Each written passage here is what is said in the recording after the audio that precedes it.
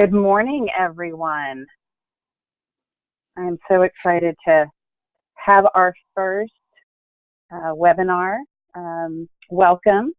This is the Dallas CFO Leadership Council webinar on cybersecurity, where our panel of experts will discuss the newest cyber threats that are evolving, the business impacts, how to prepare, respond, and learn from it, and much, much more.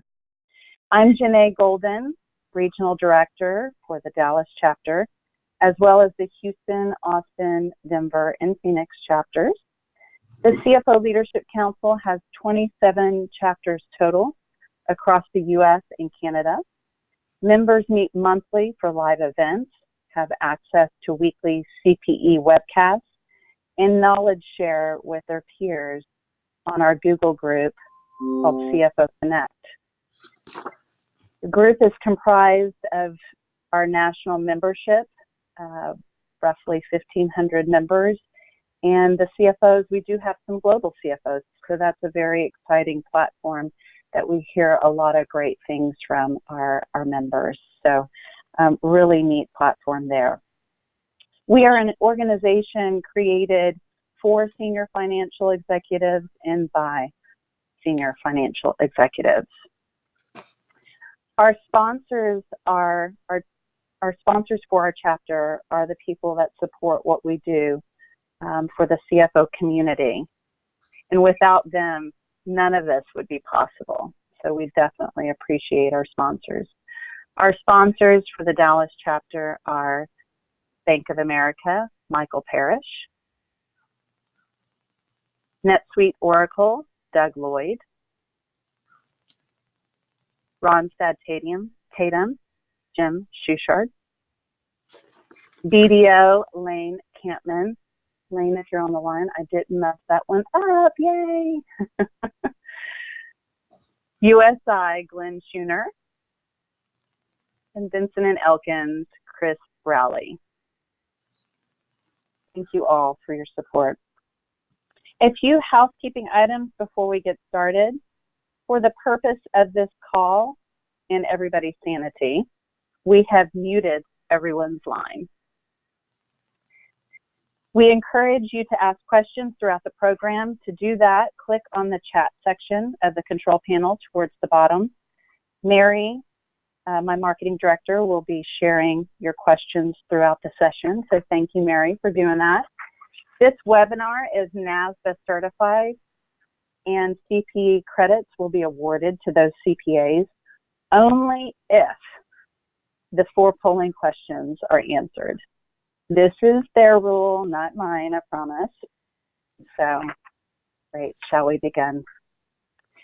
To introduce the moderator today, she is Senior Vice President for Corporate Governance and leads the Southwest Executive Professional Risk Solutions team for USI. In addition to leading the team, she works as a client advisor and public lead in USI's Director and Officer Insurance and Management and Professional Services, counseling clients on corporate governance, executive and corporate risk, and professional liability insurance language issues and claims. She is a licensed attorney and a licensed insurance broker, so you definitely don't want to mess with her. Please join me in welcoming Kara Ottenbaumer Price. Kara, I think if you listen real close, you'll hear the silent applause. I'll turn it over to you to introduce the topic. Well, thank you, Janae. I appreciate that. And before we get started on the topic, I am going to go ahead and let my co-speakers introduce themselves. I will start with my law school classmate, Eric Klein. So Eric, if you'll start, and then we'll move on to Richard next. Hey, good morning, everyone. Eric Klein. I'm a partner in the Dallas office of Vincent Elkins. I've been practicing intellectual property law for the past 16 years, mostly patent litigation, but quite a bit of cybersecurity and data security issues for our clients in all phases of litigation, and also in the context of breaches and planning to contingency planning in the event of a breach. So I'll pass it on. Okay, Richard DeRoe. Introduce yourself. Thank you. Richard DeRoe. I am principal with Ziston. If you're not familiar with Ziston's a full services information security shop founded by myself and Jonathan Steenland, the former CISO of Fujitsu Networks. We do everything from board advisory services all the way down to attack and pen testing, managed security services, SOC, etc. We're a full services suite of information security capabilities. Prior to starting Ziston, I was a breach response lead, leading a breach response practice for PricewaterhouseCoopers. Did that for about 4.5 years. Prior to that, I was the global chief information security officer for Textron. I've been in information security since way before it was cool, all the way back to 1998, where I did attack and pen testing over dial-up, if that dates me to any degree. That's a little bit about me. All right, well, thank you to Eric and Richard. And with that, we'll go ahead and get started. We're going to work through this webinar together in 3 basic topics. And the first topic we're going to talk about is the idea that cyber risk is simply a business risk. There are a lot of people who want to segregate cyber risk into this special esoteric thing that no one understands. But those of you who are CFOs and financial professionals, you know that cyber risk is really no different than any financial, operational, human capital, whatever risk that you may have. So we're going to start with that idea. And part of that is because, as Janae said, my background is, I'm a lawyer, but one thing she didn't talk about is the fact that my background was securities litigation. So I dealt with companies who had with problems with risk. Basically, most of my clients tended to be companies in some sort of crisis where a risk was handled not in an appropriate fashion at some point. So as I came to USI, and she mentioned on my background, D&O was sort of really the reason I came, director and officer risk. But over time, I got dragged kicking and screaming into the idea of cyber risk as well, and became an expert in cyber insurance as well, because frankly, it is simply one of the financial risks or one of the business risks that companies face. So with that, let's talk a little bit about why cybersecurity is not something that fits in the server room, it really fits in the boardroom. So we're going to start with just a couple of comments from a survey that many of you probably read. So PwC every year puts out a governance survey. And one of the topics, they interview financial professionals, they interview boards, and one of the things that they talk about every year is cyber risk. One of the good pieces of good news is that boards and chief financial officers are getting more comfortable with the topic. So as of last year, 90% said that they were comfortable that their company had identified their sensitive digital assets, had identified what risk they really had. That was up from 80% from 2 years before. So it's increasing. What I think is interesting, though, and the statistic that I'm going to talk to you guys about before we turn it over to Richard for our first question, is that while 84% of directors have discussed management plans to respond to a major security crisis or cyber crisis, only 47% report that their company has actually put together a plan. So with that in mind, let's turn it over to Richard. And Richard, as we were preparing for this panel, one of the things that you commented on is that you hate the word cyber. So what's a better way to think about this area of risk? Well, I prefer the term information security. The primary reason for that is that whenever you think of cyber, you tend to think of the internet and cyberspace, and that's not where the only problem exists. True, now that's our biggest problem and our biggest risk to the organization, but if we concentrate too heavily on that, we kind of lose thought and train and security around other elements of information. That's insider threat. That's just hard copy data, whatever it may be. So if we focus too heavily on cyber, then we'll lose train of thought with that. So let's talk a little bit about functions that are outside of IT to take that a little further. Where do you find that companies fail to consider their data? What other business processes are they failing really to think about the security of the information that they have? Great question, and I think the initial problem really starts with where IT reports. IT in most organizations, or I'm sorry, security reports in most organizations within IT, and not to the board or not to a higher function within the organization. And as a result, what happens is security tends to secure just IT, because the majority of the time that budget is wrapped into IT budget. And in addition, we don't always have the awareness of where IT functions are, to your point, and security functions are, to your point, outside of what is owned by IT, or in a lot of cases the CIO. We see a lot of organizations where the legal side of the environment stands up external connectivity or marketing or HR. And when they do that without knowledge of IT, then if security is reporting with IT, typically it goes unidentified, and proper controls are not put on that, because most organizations don't have security experts within their HR function or within their legal function, and they fail to a degree. And it's not with intent or design. It's just that they don't recognize that they need to go to an internal security function or some kind of security function to get that layer put on it. They make the inappropriate or incorrect assumption that by going with some reputable third party, that third party is applying security to that connection or whatever activity that you've executed outside of typical IT. And in a lot of cases, even contractually, it says that we're not securing your environment, that is up to you. So again, a lot of times it goes unnoticed because of that current reporting structure, where security and risk are not being identified outside of IT, and we see a lot of organizations getting penetrated because of those external connections, being connected, and data being moved outside of the environment into the cloud without the appropriate level of risk being applied to it, and that appropriate risk mitigation being applied. Okay, before we explore that topic a little bit further, we're going to pause for a moment for our first poll question, and it should appear on your screen. We'll give you a chance to answer those questions that Janae said you have to answer.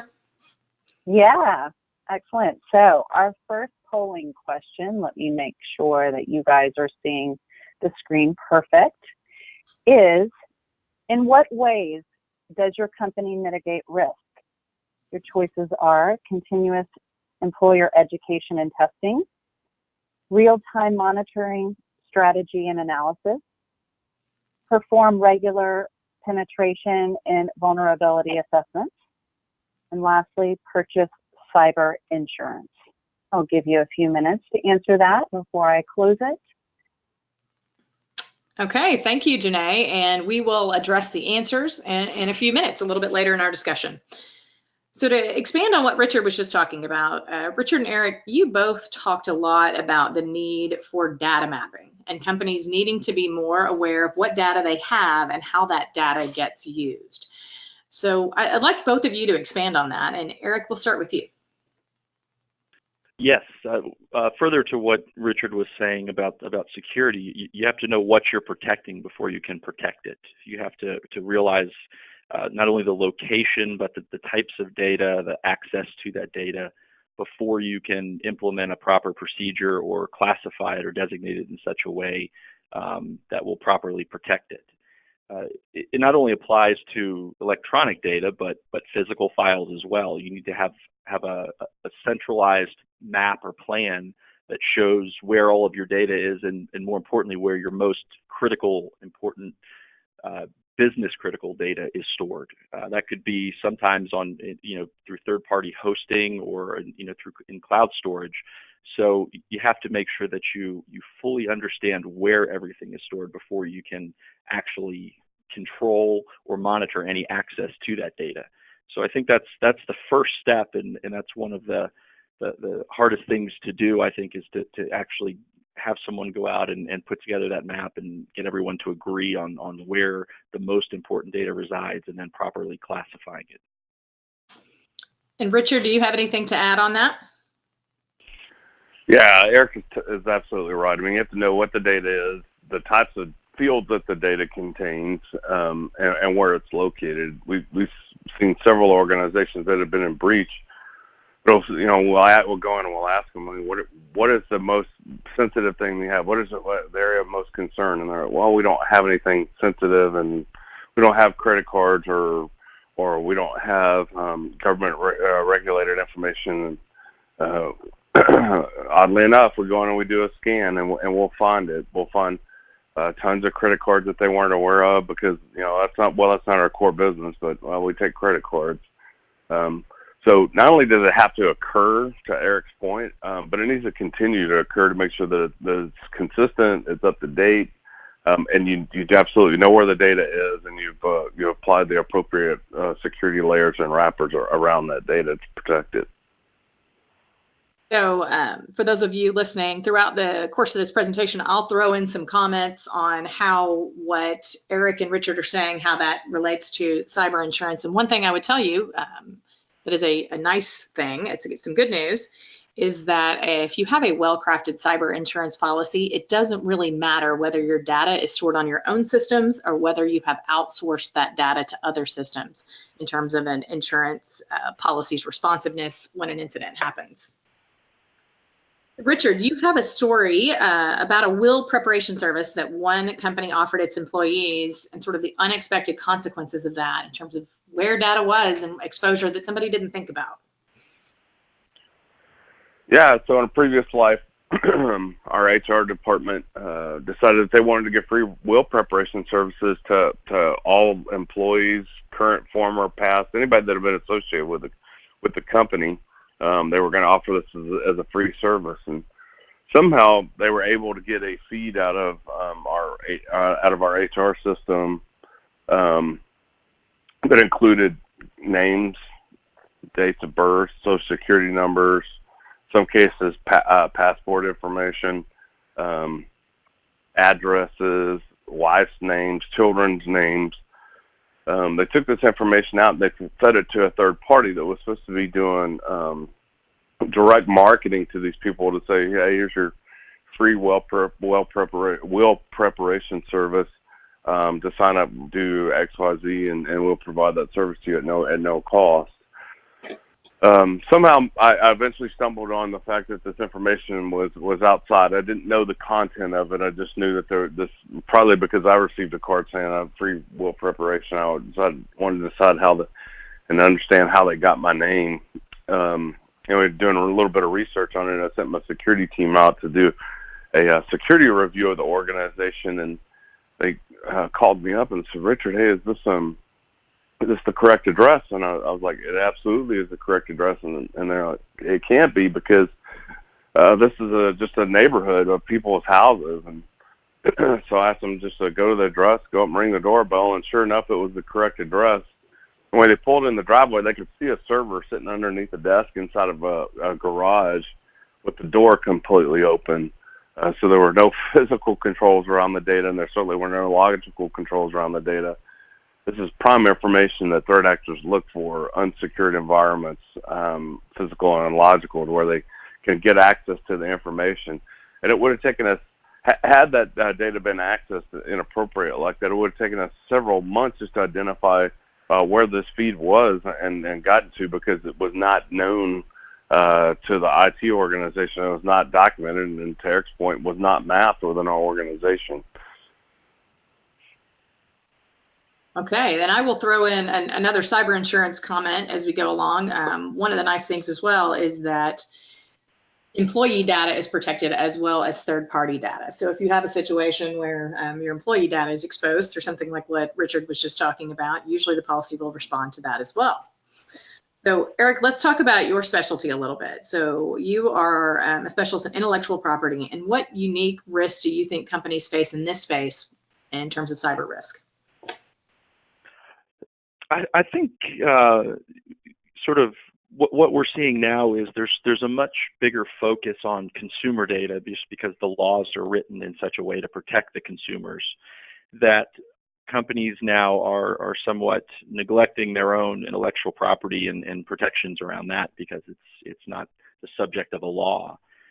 So one of the things that we're seeing is folks are ramping up security and doing all the things necessary with being prepared for a breach that deals with the consumer data, but not sort of neglecting their own intellectual property along the way. And some of those issues can be catastrophic for certain types of intellectual property, things like trade secrets. When things aren't a secret anymore, you lose protection for that. So it's vital that it's given its due amount of attention and dealt with in a way that protects the company. One of the unique things about IP is that it's not always the cyber threats. Certainly they're an issue, but a lot of them are internal threats. There are a lot of things that you have to consider with physical access to the data. Finding ways to have access control, not letting everyone access electronic files or even get into file rooms, and having a way to monitor that access are things that certain people are doing now to try to keep an eye on the intellectual property side of things. So sounds like part of your advice is don't just get caught up in the idea of making sure that you're protecting personally identifiable information and complying with the laws, but remember the basics of the business as well. Absolutely, sure. And we're seeing this kind of in the cyber context in we've seen it since probably 10, 15 years ago. The cyber espionage type issues with allegations that the Chinese government was hacking, I think it was Lockheed Martin and things like that, the intellectual property of the military, basically. So, those on large scale issues, you definitely have to take a step back and take a look at those. So with that idea, to continue on that discussion of the underlying business, what about when you have to move data around internationally to do your business? What about that? Well, there are a lot of things that you have to consider, things outside of the breach context, but I'll just mention them quickly. Like I think Richard was talking about them earlier, export controls, things that are subject to, you have to get licenses to move them outside of the country, whether it's because they're sensitive information from a national security standpoint or other reasons. Moving data back and forth from different countries, you have to look at the foreign laws as well. It's we do have a lot of Asian clients, and moving data out of certain countries is absolutely forbidden. So we have to find ways to comply with discovery requests and things like that. And at the same time, trying to protect the data itself. You need to make sure that if you're sending data, if it's mobile on a hard drive or in an employee's PC, that the appropriate levels of encryption are applied. Because once the physical data, whether it be stored on a hard drive or in a file, is out of the United States, you lose a lot of control. Okay, at this point, we're going to pause to see the results of our first poll question. Janae? Excellent. All right. The results are here. So we've got 36% have stated that the way that their company mitigates risk is continuous employee education and testing. And it was a tie between real-time monitoring strategy and analysis and perform regular penetration and vulnerability assessments. Interesting. What is your thought on that, Kara? I'm not particularly surprised by the response, other than that 0% on developing an emergency response plan. To some degree, I guess that falls in line with the PwC comments we talked about earlier, that a little bit, 47% of companies didn't have a plan for escalation. Richard, do you find that 0% seems accurate in the context of the companies that you typically deal with? Are you surprised by that? Yeah, it's oddly enough, in the majority of companies that we go into, we do not see a escalation plan and execution until there's a significant amount of conversation around it, or in the event that they've gone through a breach themselves. Going through a breach helps them identify that there are gaps and problems in the process because they did inappropriate things. Like one of the things that we see most typically when an organization gets breached is typically identified by somebody in IT, and they take drastic measures too early. They'll go in and they'll unplug a system, and they'll just completely unplug the power on it to shut down the threat actor. And that's the absolute worst thing that you can do in a breach, because when you do that, it erases the memory on the machine. We lose a lot of forensic evidence that we need to go out and conduct that investigation. And without having that proper plan, activities like that occur from a technical perspective, from a logical perspective. Sometimes we'll see organizations they'll bypass legal and everybody else, and they'll pick up the phone and they'll immediately call on law enforcement. And when you do that, there's a possibility that due to the Freedom of Information Act, it's now become public. So unfortunately, we see a lot of inappropriate activities taken because they don't have a plan, and that is the majority, unfortunately, and not the exception. So I think the poll was fairly accurate, because typical problem that we see is that for some reason, people within the business, within the organization, up to including individuals, they just think that it's an IT problem, and that they have no responsibility at all for information security. So you see polls typically being answered like that, that IT should be conducting vulnerability assessments and pen testing, and that nobody else within the organization has responsibility. So it's not shocking. And I would comment too, just from my experience in our organization, placing cyber insurance policies, that similar to what you had to say, until something happens, people don't think about it. We often find that the first time that somebody is a cyber insurance purchaser, either there has been an incident in their organization, or more commonly an incident in relation to one of their competitors. So they will see something else that happens within their industry and determine then it's time to pay attention. So it's a common thing that we see. And then our final question in this segment of our panel, so Eric, let's turn to you. How do you think companies match the security needs to the business needs, or where do you see mismatches in this space?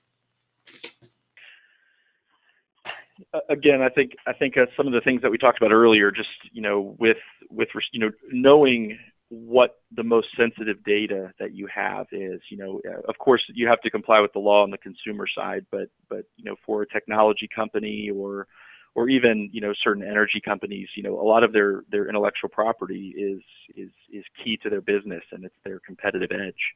So I think matching those up and getting things designated in the proper way, and just knowing what you have, taking the time to do that is one of the big things that I think we see now that folks are coming on board doing more and more every day, but there's still sort of a mismatch about what they think they need to protect and what they actually should be protecting. So now, as we move on to our second topic, which is where we're going to talk about the changing threats, how threats are a little different. Go ahead, Janae. Kara, if I may interrupt really quick, I did want to just let you know, we did have a couple questions come in. The first one, is this a good time to take a question, or do you want to wait till the end? We're actually right between topics, so this is a great time for a question. Perfect. All right. So the first one from Drew Pounds, emails can be a high-risk area. How do you determine if email is encrypted, and what are 2 or 3 operating systems or email encryption services that should be considered? Richard, I think that question is perfect for you. So do you want to answer that one? Yeah, so typically really what that goes to is really more of a broader topic of what we call data loss prevention. So whether people copy it to a USB drive, or they copy it to a Yahoo mail account, or copy it to a Amazon website, all of those should be considered. So it's really a larger suite of DLP. There's several different tools that are out there that execute DLP, and the majority of them will actually force a component of encryption within email. So not only do you have the ability to identify, but you have the ability to force it in action when people do inappropriate things, like and you can set thresholds with it too. Maybe it's okay for 2 credit card numbers to go out via email. but there's it's not appropriate for above 2. It's certainly not appropriate for 20 to go out via email unencrypted. So in context to the question, I'd say there's several different technologies out there, but if you want to do some searching on it, look for data loss prevention technologies, and if you want to call me outside of the context of this webinar, I'll be happy to answer that more thoroughly. And Janae, I presume that our contact information will be available, or it's right there on the screen actually. So just write that email down or reach out to Richard. So what was the second question that we had? The second question is, what is the current estimate or average of remediation costs per breached record? Wow. I can answer that with regard to an insured record. And then Richard may have a thought otherwise, but in the insurance or the cyber insurance world, the typical number that is given is $5 to $7 for a record. And this is just the response. This is not dealing with the larger reputational risk and all of that Ponemon number that tends to be $100 and something a record. Just the actual forensics, the lawyers, the call centers, all that sort of thing that you have to do. It typically is going to be $5 to $7 for a record that does not contain health information. If there is some sort of larger health information or the type of data that you could put together to create an identity, so that would be perhaps a social security number and a birth date. So those things together, which tend to be found in health records more than financial records, that is going to be, depending on which insurance carrier, which vendor you ask, anywhere from $25 to $40 a record to respond. And what we say by record, it's what we use in the insurance industry world. Typically, it's proxy for individual person. So you might have 10 or 12 records on a single individual. That would still count as one record with regard to those numbers. Richard, any thoughts that are different than that? No, I think that's spot on. The only thing I would add different is that those uninsured costs are obviously a lot higher.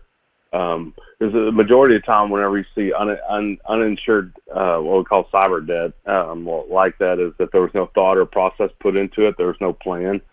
So they stop it too late in the game. So it's probably typically worse than when you've had it secured, some of the debt secured with an insurance carrier.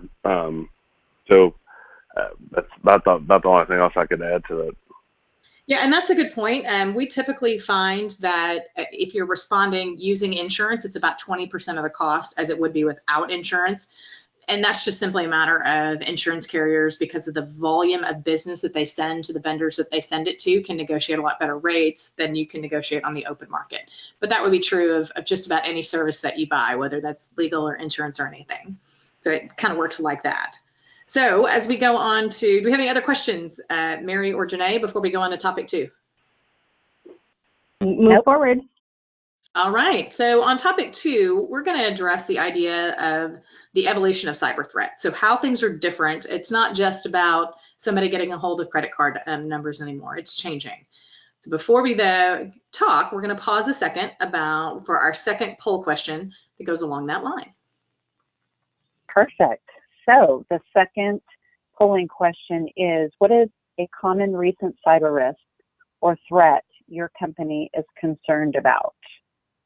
Is it system outage, like the one Target over the weekend, that happened to Target over the weekend?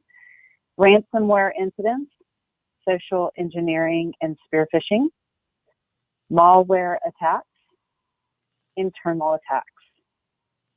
We will just pause while everyone is answering those. Okay, and we'll address the answers to those questions in a few minutes.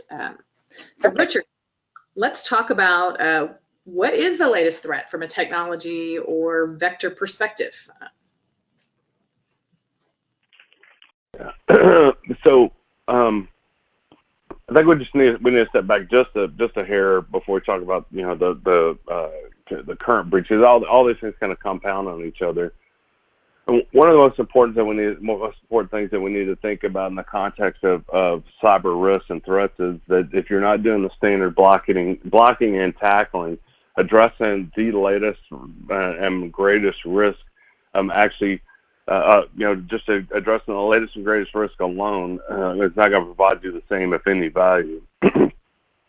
For example, we've had a lot of conversation talking about encryption being the way to go. And, we had a question around encrypting email, encrypting data in transit, encrypting data at rest.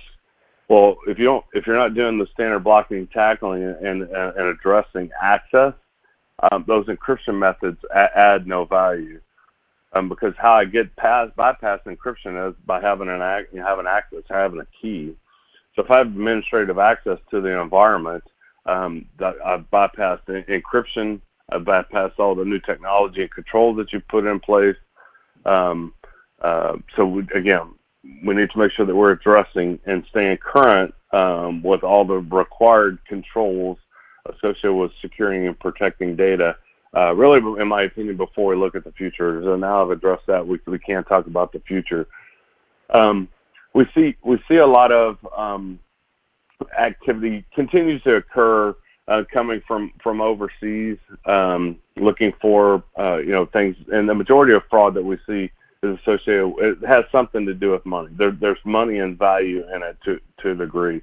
It's rarely that we see organizations getting penetrated and just getting what we call graffiti sprayed on their website. As much as it is, do we see threat actors coming in from overseas? But one of the things that we typically see is that the threat actors actually breach the organization and will stay dormant inside of it for a long period of time. The reason for this is that they're attempting to try to obfuscate their activity within the day-to-day transactions and activity that happens. So it makes it more difficult for information security tools and technologies and the naked eye to see it. So what that means is that we have to stay resident on the servers and systems themselves. Security tools no longer are valid and active just in the hours and the days outside of normal business activity. We need to be looking more directly at the day-to-day activity for inappropriate behavior going on under our naked eye, under our watchful eye of day-to-day activity. As information security practitioners, and we need to have those tools so that they can fire together, meaning that if somebody attempts to log on with an inappropriate password and account, fires a log source, and we see thousands of those a day.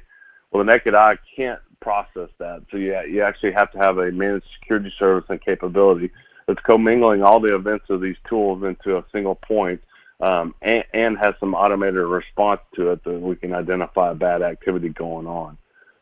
You also have to subscribe to threat intelligence from third parties. Maybe you commingle that with tools, or you're pulling down feeds from the FBI, from the Department of Homeland Security, from other vendors and sources, so that in the event that a target got identified with a certain activity, now me as another retailer, I can use that as a threat identifier within that traffic that I'm seeing. So those are some of the things that we're seeing kind of emerge in today's world is that the threat actor, I wouldn't say they're necessarily getting more sophisticated, but they're getting more aggressive with trying to hide their activity within our common daily lives, which makes it more difficult to determine.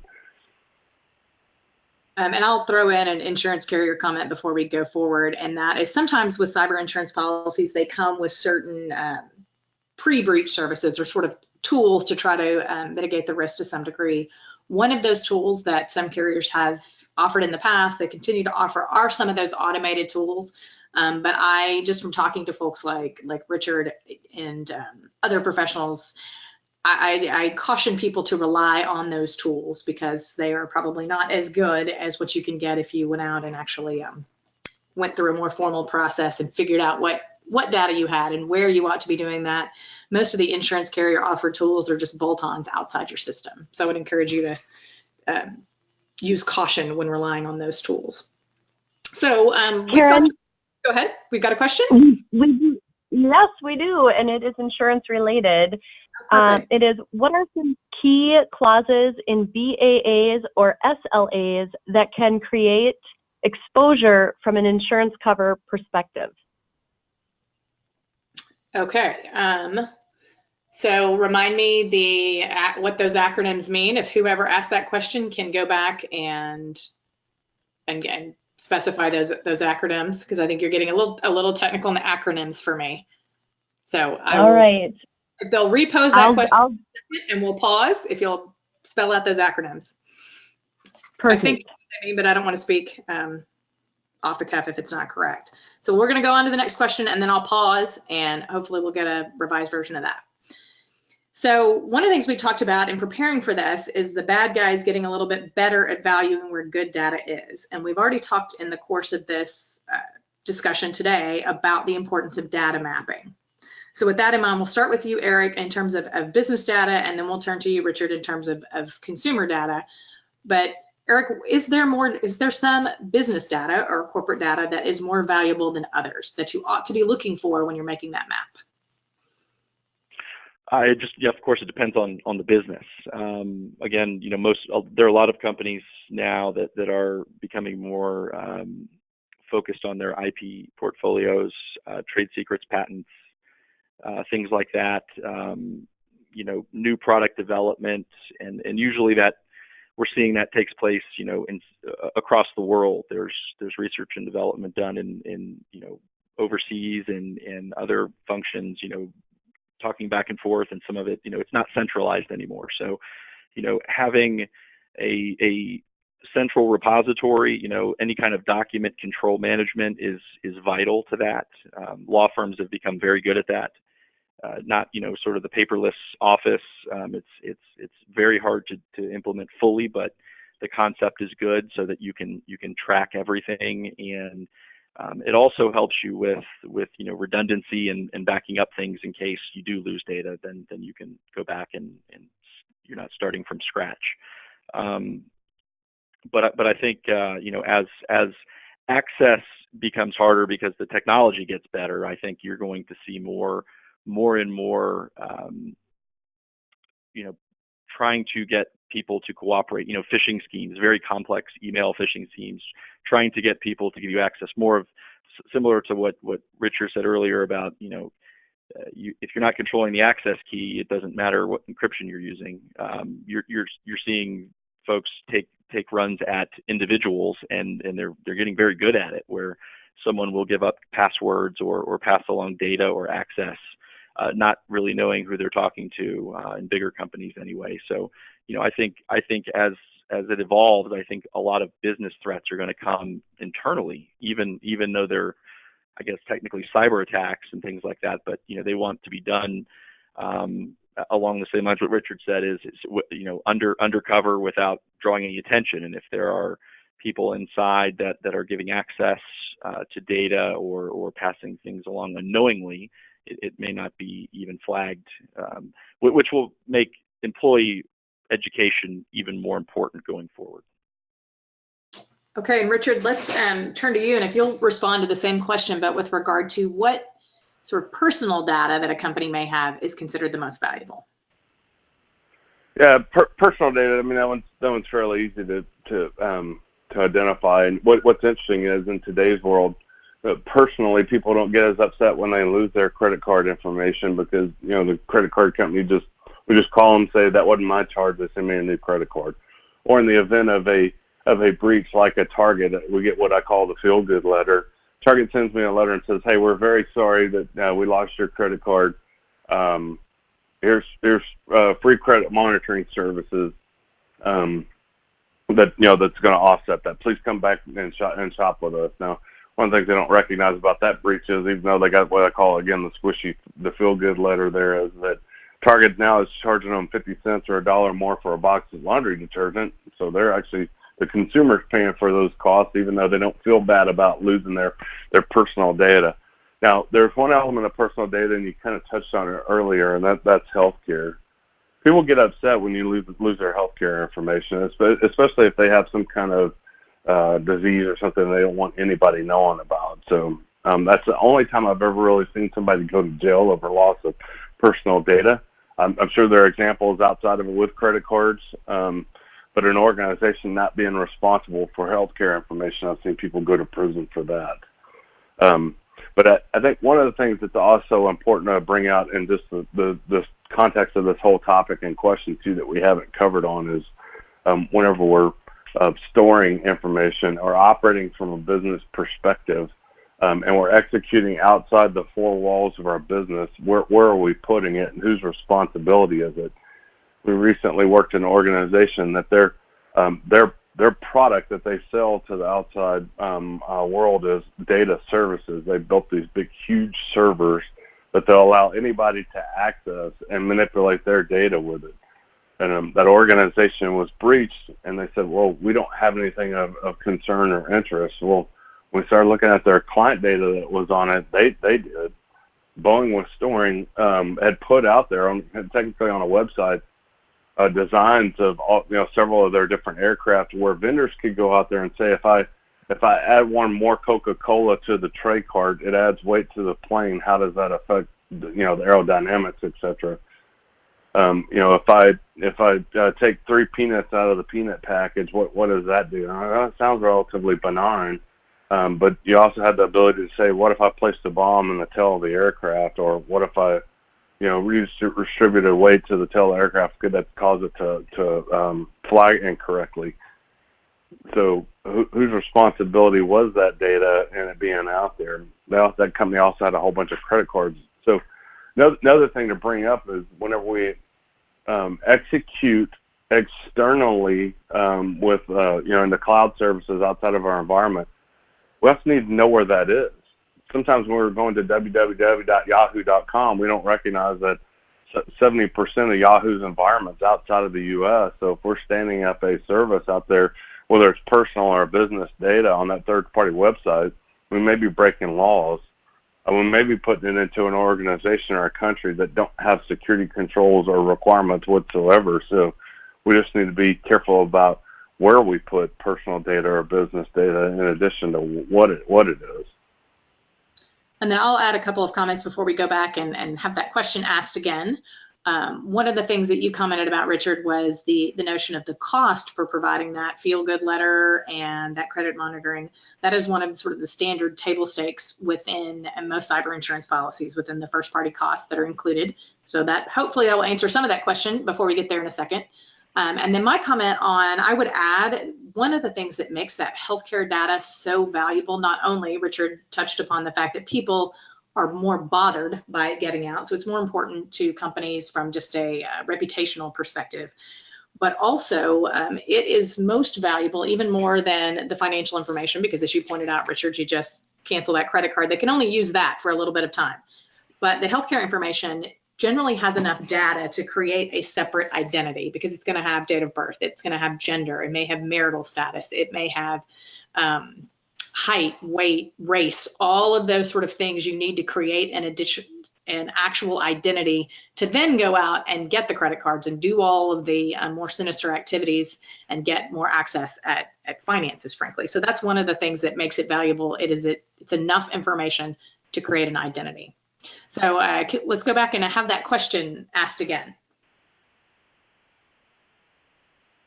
Okay, so let's reread that question here. So what are some key clauses in business associate agreement or service level agreements that can create exposure from an insurance coverage perspective? Okay, so one of the things that we have found working with our clients is that there is a misunderstanding about this idea that you can transfer data.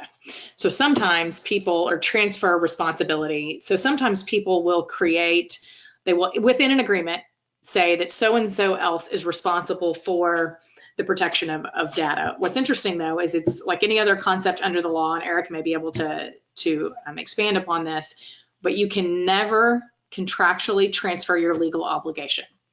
You may be able to transfer a financial obligation or the cost of taking care of that legal obligation, but you cannot transfer that legal obligation. And the best way to give that is an example of if you are someone who outsources a function within your organization and someone else is holding that data in the cloud, or they have access to that data to respond to a necessary part of your business, and then that data is breached. You are still the custodian of the data, not the organization that you outsourced it to or that is using that data from a legal responsibility perspective of who gives notice. Now, there's a whole different question about who takes on the responsibility for giving notice. So that's in the case of a breach. So that's one thing I would focus on, is the idea of who's going to pay for notice, who's going to take responsibility for giving notice, but be aware that you cannot just simply wash your hands of responsibility in the course of such agreements.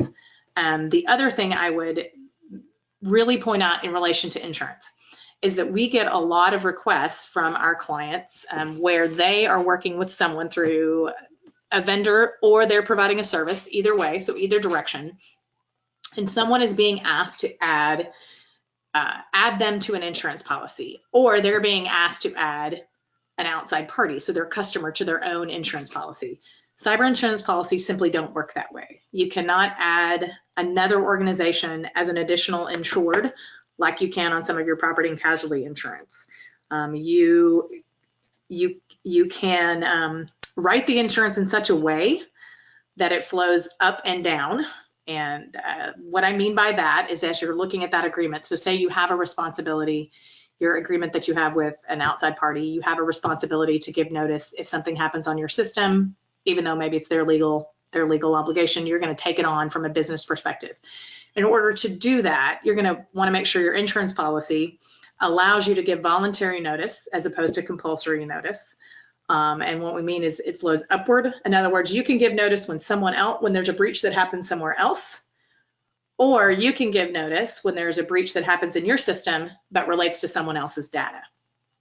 I hope that answered the question, but the main things I would focus on are the idea of sort of where the responsibilities flow and whether that agreement can actually be matched to the insurance that you're asking for.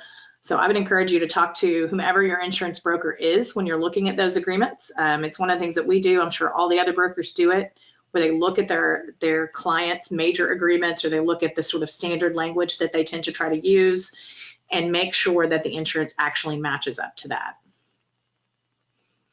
Okay, so let's move on to the next question. Eric, are there any new threats that you see from a business impact or legal perspective? So not necessarily the threat vectors, but things that you're seeing from a business or legal perspective. One of the things that I would say is not the cyber threats themselves, but the consequences for not having the appropriate checks and balances in place for your business. I think that's that's going to be one of the things that we do most of the educating on now. People have a lot of questions for us. We seem to be doing that more than actually dealing with the threats themselves. It's, what are my obligations? What must I do? And I think, as the law evolves on that and starts creeping over into more and more businesses and jurisdictions, I think that's going to be the next frontier, is understanding that and understanding how it applies to your business, so that you can stay out of trouble and hopefully stay off the map from the hackers. All right, and Richard, we'll turn to you, and just, do you have any comments on some of the new data privacy laws, like the GDPR coming out of Europe, or the California data privacy law? Anything that you're seeing with your clients as they prepare for those? Well, yeah, I see a lot of times, especially with GDPR, difficulty in answering the question, but more specifically interpreting the law itself. As in GDPR, and I'm pretty sure the California law as well, to say that you have the right to be forgotten, meaning that I call up, I'll pick on Target because everybody picks on Target, unfortunately. I call up Target and say, I've been a customer there. I want to be forgotten. A lot of cases, the company doesn't know where all the data exists because, again, they haven't mapped it out. But they haven't done appropriate things to make sure that it doesn't get reintroduced. And the law covers that as well. In the event that a system goes down and I go to backup tape and the system had actually removed me from it, but now I've restored it and my name shows back up. So there's a lot of thought that's got to be put into it. It's not just as simple as just going, oh, okay, yeah, I'm going to apply the right to be forgotten. Technically, it can be more difficult than one thinks, and expensive. So you just have to do your due diligence around finding the data where it exists, and can you actually comply with those laws. Okay, so now we're going to go ahead and pause for the responses to the second poll question. Excellent. I got to take myself off mute to do that, right? Okay, I am sharing the results to that polling question. You all should see that. Some pretty interesting answers here. So 42% said social engineering and spear phishing. And the next would be malware attacks. And then followed by ransom incidents and system outage like the one on Target. Any thoughts for that? Yeah, I would say that these answers are not at all surprising because I do know that at least with our clients who have cyber insurance, the spear phishing and social engineering and malware attacks are the most common claims that we see. So it's not surprising at all. I'm looking at the time and seeing that we only have 30 minutes left. I'm going to go ahead, Janae, and have you go ahead and put up this next poll question, just since I know we have to get them all asked and answered, just in case we don't get through a whole outline. So if you can go ahead and go with the question on the methods of cyber protection. Perfect. All right. I am launching that polling question. So we have, what are the methods of cyber protection does your company utilize? What methods of cyber protection does your company utilize? Install, use, and regularly update antivirus and anti-spyware. Regular backups. Control physical access to computers and network components. Limit authority to install software. And lastly, require passwords to be changed regularly. Okay, so while you guys are voting on those or responding to those, we're going to go ahead and turn to the next question, which really does tie right in with the responses to our panel, or our last question, which if I think it was 42% of you, it's not on the screen anymore, but the number one answer was social engineering and spear phishing. So with that in mind, Richard, can you explain what business email compromise is, and as it relates to business, what steps can be taken to limit the impact once these events have happened? Yeah, so business email compromise. What is it? I guess there's obviously varying degrees of that, but one of the primary things that threat actors attempt to do is get administrative access to a business email system so that they can read every account. If they compromise one password, then they have access to one account. I consider that a individual account breach versus a business breach. So again, in context of the question, full access to the email system is what I would consider a breach. Now, whenever you do that, I've seen a lot of inappropriate behaviors that have happened with people in email systems, like they're putting personal information into the calendar request or some of the information fields within the email system itself. Once you have administrative access to the entire content of the entire email system itself, it's real easy. And we kind of touched on this earlier, how are threat actors being so good at identifying sensitive information quickly? Well, this is probably one of the primary ways that they do it is by getting access to corporate email system. It's real easy to do a search within that for credit card and identify where all the credit cards are. In addition to it, if you put any kind of encryption into the email system itself, with the exception of individual files or fields within it that have been personally initiated, but if they're corporate initiated and you have administrative access to the email system, then you've bypassed all the encryption with it, and that can now execute searches. So it's a very powerful account administrator. Gives us access to all the data that's in there, gives us quick access to search it. But there's also inappropriate behaviors that occur within email that people just don't think about.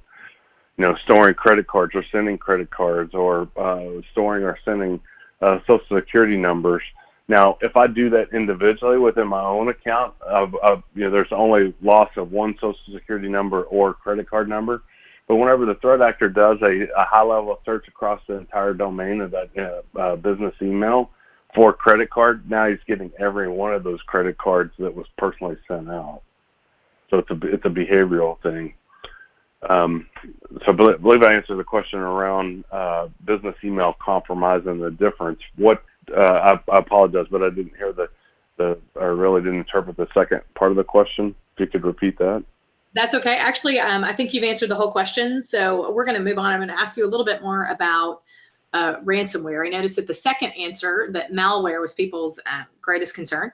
And although they didn't answer ransom incidents, typically the malware and the ransom kind of run together. It all functions together. So tell me a little bit about some of the ransomware matters that you have worked on, and what's the current landscape with regard to that?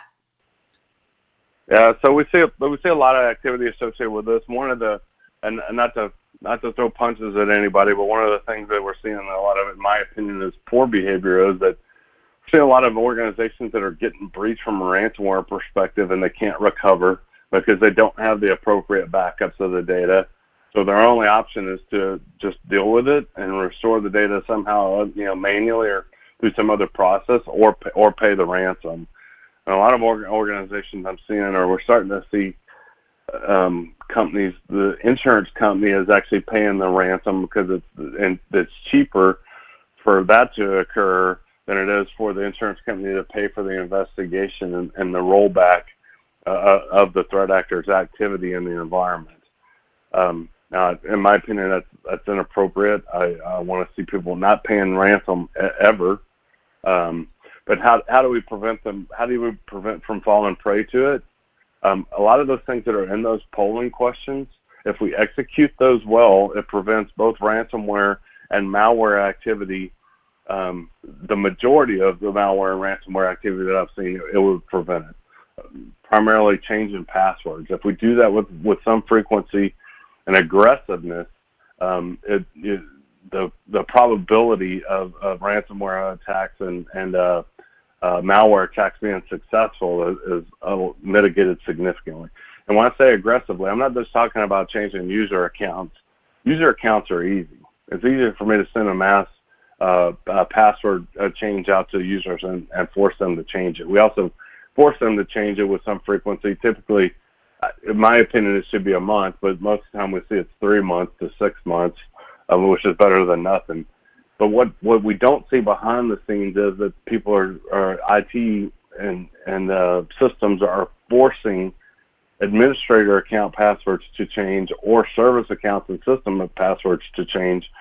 And those are the ones that threat actors actually use and navigate and hop around the environment.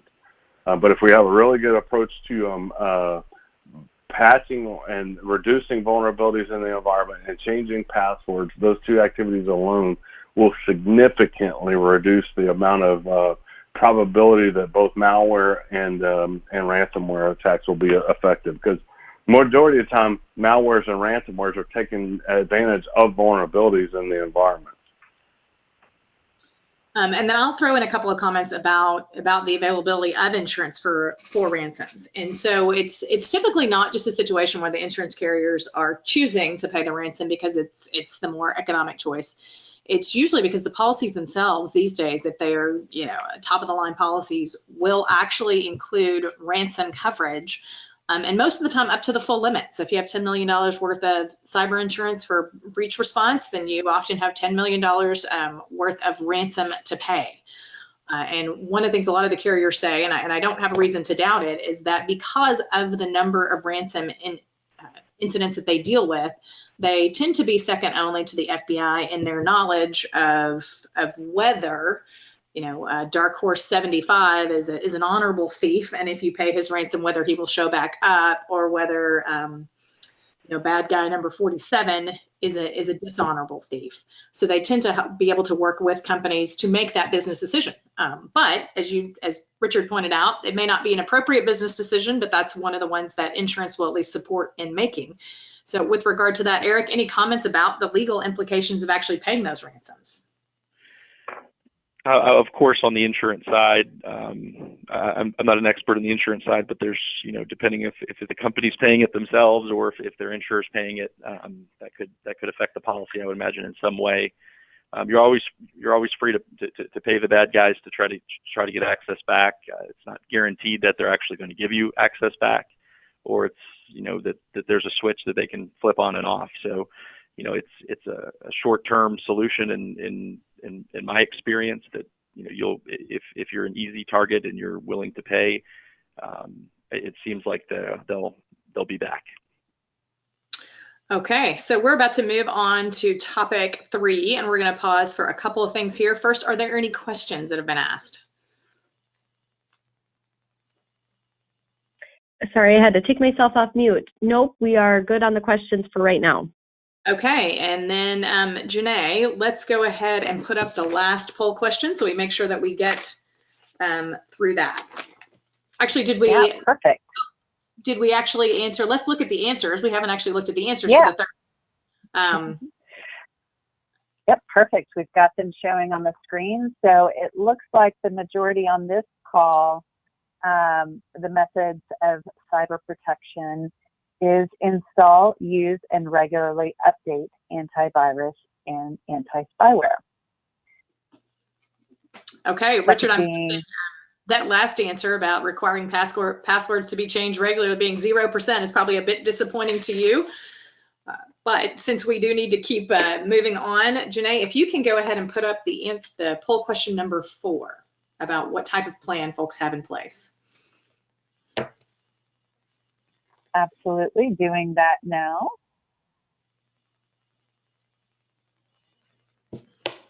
So while she's putting that question up, there we go. Janae, I'll let you read that one. It is. Yeah. So what type of plan does your company have in place in case of a hack or breach? Is it comprehensive response that is regularly practiced and updated? We have a plan, but it's not formal. We've considered a plan, but have not implemented it yet. And lastly, we have not considered it and do not expect to implement one. I will close this in a few minutes and let you carry on, Tara. Okay, so Richard, our first question on this section.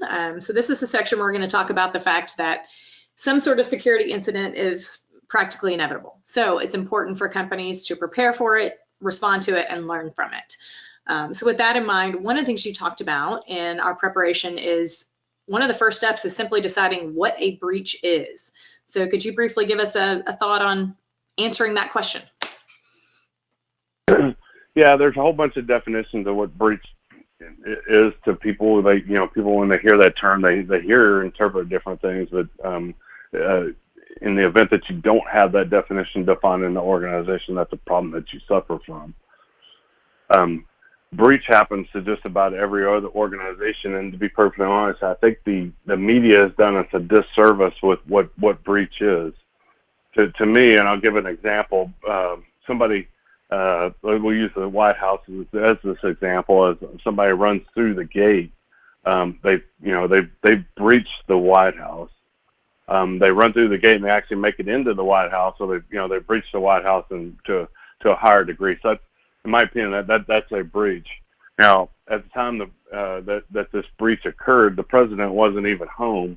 It's still a breach, right? It's still bad, and we don't want it to happen, but nothing bad happened with it.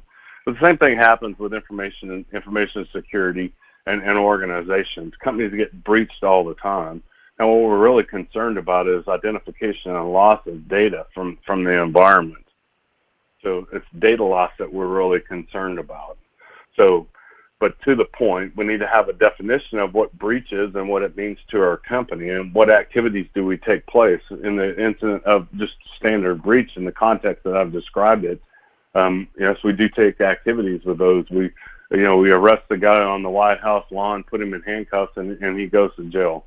In IT world, we arrest the activity that's happening within the organization, change all the passwords, patch the vulnerabilities associated with it, and identify where that individual or threat actor or activity was coming from, and we close that. We block that from external sources.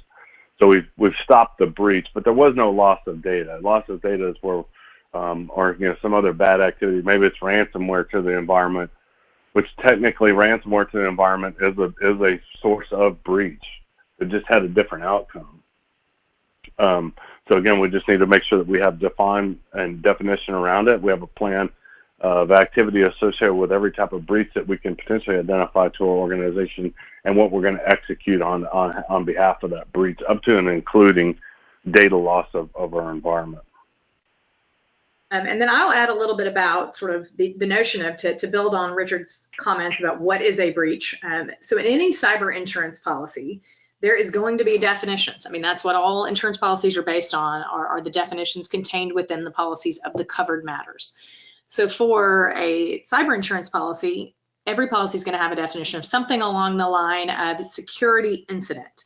And Richard brought up an important point that the idea of a security breach does not necessarily have to be an electronic breach or a breach in the cyber atmosphere.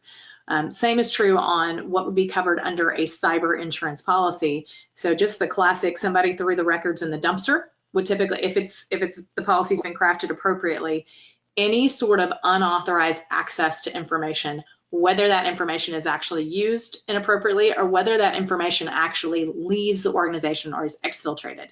And an appropriate cyber insurance policy should cover any sort of potential unauthorized access, even if you're not quite sure what they got. So that would be one of my comments on, as you're considering what a breach is in your organization, you want to also make sure that your insurance policy matches with that. So we're getting close to the end of our period, so we're going to go ahead and move on and talk a little bit directly to you guys as financial professionals about sort of preparing for this, thinking through this as a CFO. So with that in mind, Eric, what advice do you have for CFOs or other financial professionals in terms of what their role is in reducing this risk and preparing for it? I would say quickly, just don't wait for it to happen. Have a detailed, well-defined plan in place. Follow it. Practice it. There are certain things that you can do that are very inexpensive, maybe even without cost at all, to lower the risk. You can, of course, requiring passwords to be changed periodically. Controlling access. Not everyone should have access to all of the data. Just having control of that helps you significantly reduce any monitoring costs or activity that's required to see who's actually getting access to the data. You can have special protections for the most sensitive data. Two-step authentication for the most sensitive data is doing small things like that can really make a big difference whether you're going to be a target or not. I think there'll always be tries, but the successful, to cut down on that success, you could do some small things to really make a big difference. And then at this time, I'm going to talk a little bit about, throw in some comments on, for those of you who are public CFOs, and I think this advice is also good for financial professionals and private organizations as well, and that you may be aware that the SEC has issued guidance on including comments or making something in your public filings about cybersecurity as a risk. I think the original guidance came out in 2010, and then some revised guidance came out last year. And it talks about, and it gives some good ideas in terms of, even if you're a private company, I think to look at that and what it suggests you talk about, I think is an interesting roadmap for how a CFO or any financial professional should be thinking about how cyber and security risk should be addressed, whether you're private or public. One of the things that I think is particularly interesting in that, and if you're a public company, it's particularly important, is that it requires that CEOs, not CFOs, but CEOs sign off on cybersecurity. So whether your internal controls are appropriate in relation to the data that you have. So I think as a public company, it's clear that it is a risk. It is a financial risk to the company, not just an IT risk. And I also think it's one that it requires that it be taken seriously, because as you can imagine, and I often, when we do this live, I get a lot of comments in the room, is your average CFO, unless it's a technology company, is a little old for being a person who's pretty comfortable with signing off on that agreement. They tend not to be people who grew up with the internet. Unlike you as CFOs who have to sign off on the financials. Financials are what you've done your entire career. The average CFO has not dealt with information security their entire career. So I think that's really important to think about. And then one of the things that guidance talks about, it suggests that you talk about insurance and whether you have cyber insurance. I know we haven't talked a lot about sort of the bits and pieces of the insurance, but I would tell you, I think for financial professionals, that consideration of cyber insurance these days, it's almost becoming a question of properly executing your fiduciary duty to the organization to at least consider the possibility of this as a risk transfer mechanism. We commented earlier that it's about 20% of the cost to respond to a breach within the insurance context as opposed to out of the insurance context. The insurance policies, so they're going to cover that first party response, dealing with the ransom, dealing with the malware, dealing with a breach, getting the notification out. They also have coverage for the third party litigation that might arise from it. I would encourage you that that's probably not where you need to focus. That litigation is still very rare, or at least unless it's a massive incident, and then it tends to relate to the financials of the company, so more like a securities class action that may have arisen from a breach. The other important thing as you're thinking about, again, addressing the business risk, is that cyber insurance policies these days also deal with the business interruption side and the reputational damage. So there's some coverage for that. Anything that basically any first party cost that happens to the company in the context of a cybersecurity incident is theoretically covered by that insurance policy. So we're going to move on. Now that we've talked about that, and we've got about another 4 or 5 minutes before we open it up for questions generally. So if you have questions, start submitting those. So Richard, one of your company's specialties is counseling boards on cyber issues. What advice do you have for boards in preparing for a cyber incident? Trust but verify. Same thing I'd suggest for CFOs too, especially when IT reports to you guys. We've already heard conversation around the fact that the majority of people that are sitting on boards, lived through the days where they were doing most of their transactions on paper, not through email, and certainly didn't grow up that way. So they may have limited knowledge to whether or not security is accurate or appropriate for their organization. One of the things that we see typically is companies have appointed a CISO. Well, they may have just taken somebody out of the business or somebody out of IT that can spell security, and now have appointed them their CISO, and they kind of have now a false sense of security. So we encourage all boards to have somebody with relevant, qualified information security experience sitting on that board to help determine risk to the organization and assist with that risk mitigation. Okay, I think at this point, we're going to go ahead and pause for our final poll question responses, and then we'll go through our last question.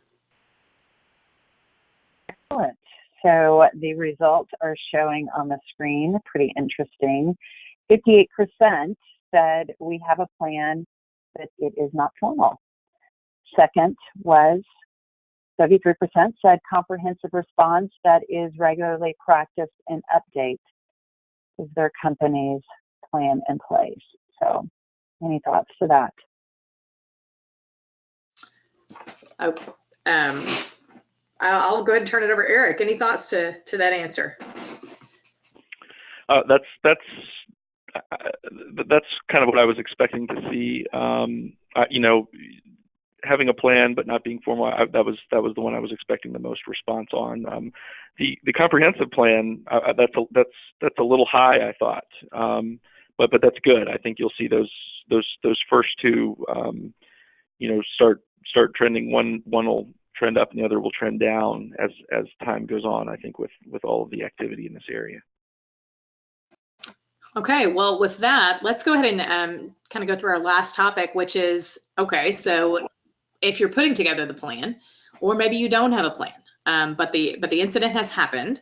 So let's talk about sort of the first steps. Interestingly enough, and this is a common debate that the lawyers and the insurance professionals, and me being both, I kind of get in the middle of this, talk about what's the first step. So I always tell people that I think step number one is to engage your broker. And the reason I say that is step number one, and then I'll turn it to Eric, he may disagree with me on that, but one reason I say to give a call to your broker first, 2 reasons. One is the cost for dealing with vendors, including your lawyer. The meter doesn't start running toward your retention or toward that cost until the insurance carrier has been notified. So a lot of my suggestion as telling the insurance broker first and getting that on notice to the carrier is it's just simply a matter of covering the bulk of your cost. The other is we find that for a lot of companies, they have not made a decision until the incident happens as to what lawyer they're supposed to be calling. And we've seen a lot of situations where people maybe call their standard business lawyer, and they may not be the right lawyer to know what to do from a step 1, step 2 perspective in this space, because it's very specialized. And the insurance carrier has got a whole team of breach coach lawyers who can help you make the immediate decision and get things rolling in the correct direction. So that's my comment, is call that breach coach number on your policy and call your broker. So Eric, what is your suggestion about what's the first step? So the incident has now happened. I don't disagree with anything that you said. You certainly want to follow the terms of your policy if you have the insurance. The only reason I would say is to call the lawyer first is you can start you protecting things under privilege. That could be in the same or shortly after the same communication with a lawyer that you talk to the insurance company, but there are certain protections under attorney-client privilege that you can take advantage of depending upon what that first communication says. So usually that first one can be, have a lot of details in it that maybe you'd like to have protected. So, copying a lawyer, your lawyers, whether it's the right ones or not, if they're ones that help you in your business, that could still arguably be covered under privilege, but certainly you want to have the right lawyers in place. And if the insurance company is picking up the tab, and they're going to probably, well, it depends on your policy, but they'll have some say so maybe in who the lawyers you choose are, just given their level of expertise. So I don't think what I'm saying is contradictory or inconsistent with what Kara's saying. I just added another twist to it. All right, Richard, what are your thoughts on? So now you've engaged your broker, you've called your lawyer. What's your suggestion from an IT professional or security professional's perspective on the next step or the first step? Engage them with your third party security organization to assist with the collection, the execution and the identification of how the threat actor got in and what you need to do to detect and prevent it from happening in the future. Now I'm gonna put one footnote on that. Want to comment is when you do engage with those vendors or those security professionals, make sure that the insurance carriers have okayed the particular security professionals and vendors that you're going to use. We have seen many a client with some gnashing of teeth and tearing of garments where they engaged the insurance process, the carrier sent them a list of vendors, and they went outside of that list and then found that those vendors were not covered. And as we pointed out, they can be extremely expensive. A lot of times the forensics vendors in particular are more expensive than the lawyers, which is saying a lot. So with that, we've got a few more questions we could talk about, but I'd like to go ahead and open it up to questions generally. So Mary or Janae, do we have any questions? We do have a couple. The first question is, can you list in order of priority, starting with the highest priority, where should a business owner start in creating a cybersecurity plan for their company? Okay, we're going to let Richard do that. And Richard, why don't you give your top 3, step number 1, 2, and 3? So first and foremost is that data map, understanding exactly what you need to protect, developing a plan on how to protect it, and then lastly, be developing that plan that we've talked about and what in the event that something does happen to it, what do I do in what order?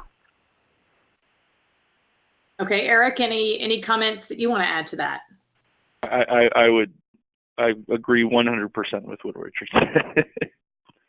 Okay, and the only thing I would add for those of you who are looking to put together a plan like that, again, since my role in here is to talk about insurance a little bit, for those people who do buy insurance, typically an insurance carrier will work with you to help cover some of those costs to have the plan in place, or that you can at least get access to vendors to put that plan in place for you at some of those cheaper insurance rates, because it's in their interest as well for you to not need that insurance or to need less of it at the time of an incident. What's our next question? All right. The next question is, if you have a small IT staff, does outsourcing to a large cloud company like Amazon improve your cybersecurity issues? Richard, what do you think? It absolutely, it does and it doesn't. But I'll more specifically say that it doesn't, primarily because whenever you engage with Amazon actually states in their contract, in their website, is that you're responsible for securing the environment. So basically you have to tell them what to do. So in the event that you engage with Amazon and say, I don't know what to do about security, they will actually give you a list of vendors to execute with that are Amazon certified vendors to help navigate that security. But the interesting thing about it is that Amazon has placed a whole lot of emphasis, finances, and execution around securing their environment. So I've seen several organizations where I've gone into where their information security was so poor that they increased their security scores and their posture significantly by going into a well-known cloud vendor like an Amazon. So technically the answer to your question is yes, but the unfortunate side effect of that is that you can't outsource risk. So you still own any kind of challenge or outcome of putting it into the cloud. It sounds like, Richard, you're saying it's more of a tool to use than it is just a shifting of responsibility. Absolutely. Okay, Mary or Janae, do we have more questions? Yes. The next question is, how do you balance efficiency with data protection in a relatively small organization? Okay, Eric, I'm going to turn that one to you just to kind of address from a business perspective what you've seen. It's you can always start with the inexpensive things that you can do just around your own company, with physical access and the easy things with passwords and things, trying to limit access and keeping track of who is accessing your most important data. If it's a small enough company, that may be something you can do yourself. There is software, I think Richard was talking about earlier, that you can set up alerts so you can know when people are accessing it and how it's being accessed. I think for smaller companies that is not too expensive to do. Unfortunately, it's not. A lot of these are software solutions and things, so they scale nicely, but there's not a lot of maybe cost relief for a smaller company. It's doing the small things and being diligent with educating people and looking out for the internal threats that can give you a good layer of protection at a lower cost. Okay, what's our next question? That's it for right now. Okay, since we have just a couple of minutes left, I think we will turn over just to some of our war story portion. So, Eric, can you tell us any lessons that your clients have learned through some of these incidents? So any good responses or bad responses? Just from a high level, we deal with moving data around, whether it be for a lawsuit or responses to subpoenas, things like that, and some of it is very sensitive data. And there's always a false sense of security when you hand off something to a vendor. You feel like they're going to, it's their responsibility. They're going to take care of this, and we're paying them a lot of money. But you really have to do your diligence on your vendors. Anyone who's hosting your data, who's transporting it, moving it, processing it, you want to make sure that they are certified in all the right places, that they have the proper export control flags that will help you identify things. But just because you pass it off to a vendor that you pay a lot of money to doesn't always make it the safe way to do it. So you really have to do some diligence and coming up with a preferred list of vendors that meet your security criteria is vital. Okay, and I think we will wrap up with Richard. Tell us one war story about either a great response or an unfortunate response to an incident that you've seen. So it's rare that I see the great responses, because the majority of the time I'm dealing with clients that have been in breach, and I think the better thing to do would potentially be to summarize all the things that you can do to prevent breaches from occurring. Because I think the majority of breaches that I've worked have not been the level of sophistication that you see in the cinema, in the movies. It takes great effort to hack, and it's so sophisticated. The majority of these breaches that I've worked, they've been in the environment or executed against the environment for a long period of time. They've obfuscated their activity and their traffic to look like just day-to-day people. Up to and they've created accounts sitting in the system that look like just normal accounts. They've stopped doing activity that we used to see where they would actually hack on weekends and holidays because they thought we weren't looking, and now they're actually doing it during common business days and hours. And the majority of the time why they're successful is that it was a targeted spear phishing attack that somebody let through and didn't catch, so security awareness training was not effective. Led to rooted malware in the environment on machines that were not properly patched and vulnerabilities mitigated. The threat actors navigate through the environment. They're doing reconnaissance, which a lot of security tools, and some inherent and default in Microsoft, actually identify that activity, but they weren't being monitored. So escalation of privilege happened, creation of accounts. So because nobody was doing account inventory and audits, if you will, which led to the threat actor doing email searches on the network for data, packaging it up, and sending it out of the environment. So look up Lockheed Martin cyber kill chain, and you'll see that there's several different points where security can inject itself into the threat actor's process to detect and prevent it. And you can't concentrate on just any one of them. They all have to be working in tandem and unison and functioning well. So you've got to start with the original blocking and tackling of things that we've heard about for a long time. Change passwords, patch systems. But up to and including in today's world, you've got to monitor and manage threat actor activity. Okay, so I think we will wrap up the formal part of our presentation there. You can see on the screen, I believe you can see on your screen, all of our email addresses. So if you have any questions or want to talk about anything further, reach out to any one of us. And with that, I'm going to turn it over to Janae to wrap things up. Excellent. Thank you so much. What a great panel. Excellent program with a lot of great takeaways. As Kara mentioned, take note of their email addresses below. If you have additional questions after the program, feel free to reach out. They'd love to help you. Directly following this webinar, you will receive a survey in your inbox. We would appreciate hearing from you. Your feedback is important to us on how we did. I want to thank you in advance for that. If you need CPE credits, we will send those out to those of you who need them. I believe we take note of that in the process of the registration.